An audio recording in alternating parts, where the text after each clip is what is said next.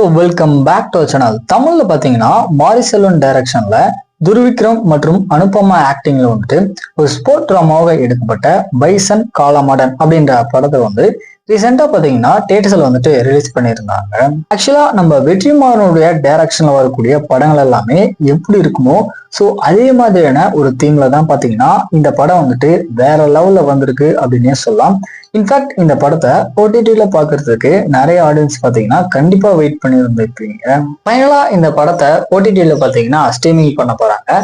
OTT பிளாட்ஃபார்மான நெட்ஃபிளிக்ஸ்ல பாத்தீங்கன்னா வருகின்ற November 21 இந்த படத்தை வந்துட்டு மல்டிபிள் லாங்குவேஜ்ல ஸ்ட்ரீம் பண்றாங்க. ஸோ செக் பண்ணி பார்த்துக்கோங்க.